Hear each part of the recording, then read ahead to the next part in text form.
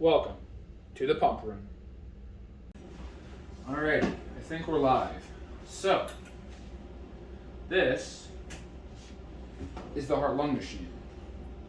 This is, the main piece of equipment that we as perfusionists use. Let me interject for just 1 second. I'm currently a perfusion assistant, not a perfusionist, but I start school in the fall, so this is as much as I know as of right now. This is how we go on bypass, and this is a pretty standard pump that you'll see across all different hospitals. These are Stockert S5 roller heads with a Soren CP5 centrifugal head as your main driver. And yeah, I think I'm just going to kind of walk you guys through it, kind of give a general overview, I should say, of what's going on. And then as we move along, I can get into more detail, but let's just kind of get going with it. So on this left side here, this is going to be your basic AV loop, okay, arterial venous loop. Right here, this is coming from the table off the patient. It's going to drain their blood into this reservoir. This is kind of just a holding tank. From this holding tank, we can do a couple different things. We can introduce medications up top. We can pull various blood samples. We're reading temperature up here. And like I said, just kind of a holding tank for the blood. After we leave the reservoir, I'll kind of spin this out of the way so you can see down here. I don't know if we're close enough. Hopefully it's still in frame. Down here, off the bottom of the reservoir, it's going to go into a centrifugal head, which is going to pull that blood back up and into an oxygenator. Okay, and the main reason we go to the oxygenator next is because we got to oxygenate that blood. As we know, venous blood is oxygen deprived, and we want to give that blood back that's oxygen rich. Okay, so you're coming from your reservoir through your main pump into your oxygenator. Okay, this green line you can kind of see off the back here is where that oxygen comes from. We'll get to it later. From the oxygenator, we're going to go back up through this tube, through a bubble detector, making sure we're not introducing any air to our patient. That would be bad. And then back up to the table, right? So let's just go through one more time real slow. Venous line coming into your reservoir, from your reservoir to your main pump head to oxygenator, oxygenator back up to table. That's what's known as the AV loop. Alrighty, so now that we've established, kind of the basic AV loop, we can talk about different things besides that we can also do. So, in heart surgery, whether it's a valve replacement, a bypass, implantation of certain devices, most of the cases are going to require that heart to be stopped, right? Surgeons got to be very precise on where they're sewing, and they cannot have a beating heart while they're doing their job. So, we got to stop the heart. How do we stop the heart? Well, we do that with what's called cardioplegia, okay? And every program or every hospital you go to might do this a little bit differently. This is just how we do it, all right? So that blood still has to be oxygenated. We cannot give venous blood back to the patients. We have to oxygenate the blood before we can give it back as cardioplegia. So what do? Same thing as our AV loop, from the table, reservoir, pump head, oxygenator, cardioplegia line. Okay, so there's two different lines that come out of this oxygenator, right? There's the one that goes through your bubble detector and back to your patient, just normal pumping. But there's also a side port over here that we can send off to one of our heads on this side of the pump and give that cardioplegia solution, which is going to stop the heart from beating.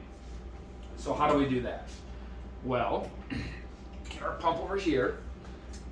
This little red pump, you probably can't see it, but this is our cardioplegia pump, okay? And we control that pump with this dial right here. So when we're on pump, when we're pumping, we're gonna have our normal AV loop running the whole time. But throughout the case, we can turn this one on, which is gonna pull some blood from that oxygenator through this head into this.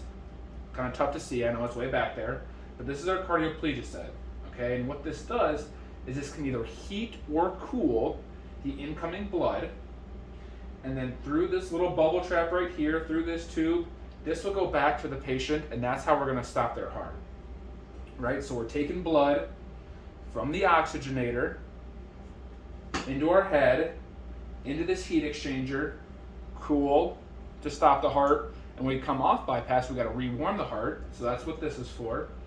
And then that goes back up to the patient, and that's how we stop their heart. But you just can't do that with blood. You gotta introduce some type of medication. So some programs you'll see will have different solutions hanging from up top. What we do here is we inject all of our drugs through this little 2-foot line. Okay, and like I said, this is dependent on where you're at. This is just how we do it. So when we're ready to do this, what we'll do is the surgeon will say, all right, go ahead and give your cardioplegia. So what we'll do is we'll keep our main pump running because we still got to send blood to the body, right?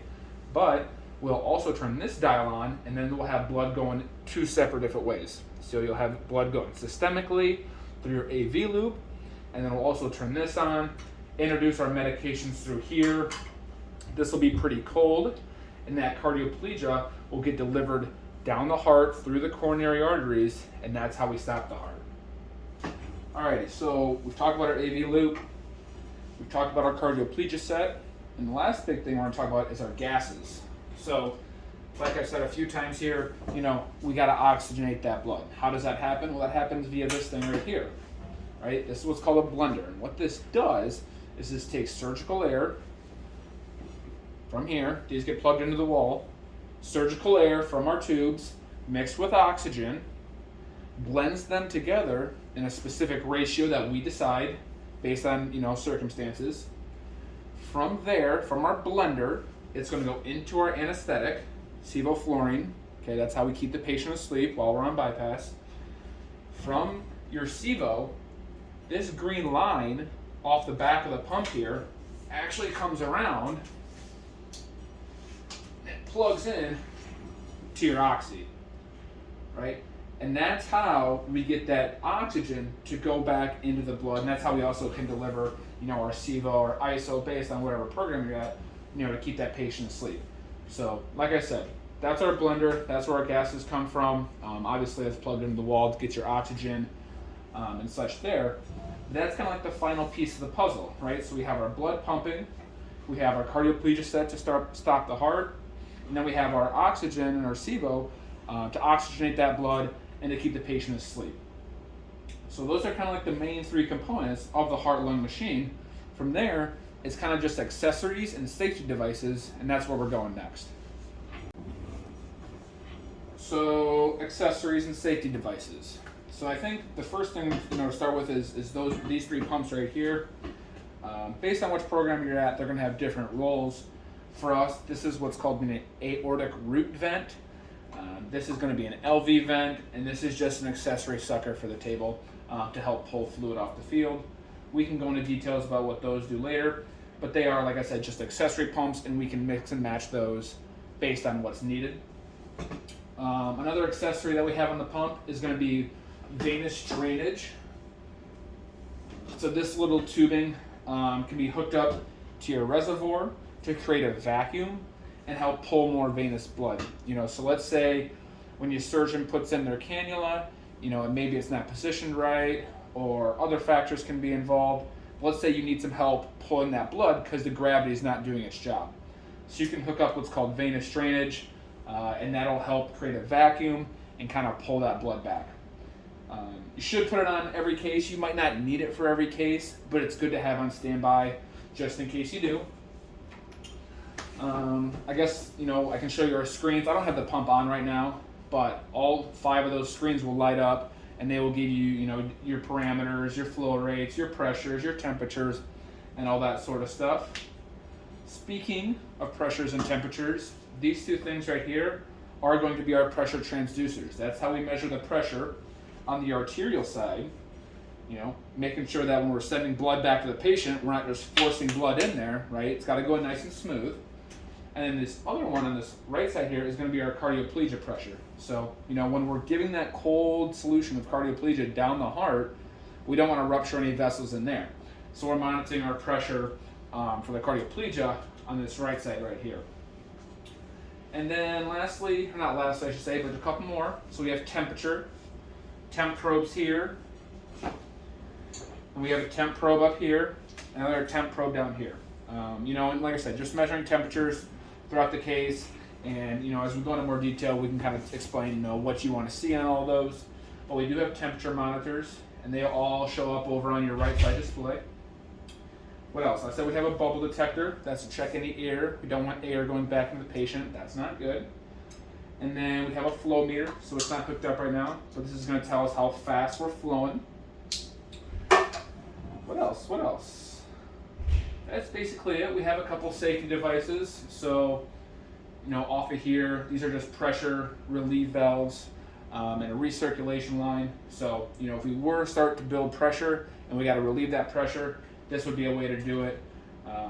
If something catastrophic went wrong, kind of like I said already, this little manifold right here, I don't know if you can see it. This is how we can introduce medications. We're also going to be pulling blood samples off these throughout the case, you know, checking your different metabolite levels. Just another sensor here. This big blue thing, this is what's going to get actually handed off to the table. So obviously, you know, our venous drainage, arterial line going back, and then all of our accessory pumps have to get handed off the table. So this is obviously sterile. We're not going to mess with that. But that's going to be our table pack, which gets handed up and what they do with up there. Right here, this is going to hang up. I don't have any solutions hung right now, but this is where we're going to put our prime in. We can also introduce blood and other products through here. That's where our solutions go. Have a port right here for what's called a hemoconcentrator. That's just to control the amount of fluid in your patient. We really don't use it too much because of other factors, but some programs will hemoconcentrate every single case. So once again, that's dependent on where you're at. And I guess one last little thing is just, there's this little air line coming off of here. This is just a vacuum to pull any residual anesthetic off of that oxy. Remember our anesthetic that comes through this green line mixed with the oxygen. We don't want that going off into the room. We don't want anybody falling asleep while they're working on the table. So this little vacuum right here helps pull off some of that leftover anesthetic. And as far as that goes, I think I've kind of gone over, you know, the gist, the basic components of the heart-lung machine. And yeah, thanks for watching.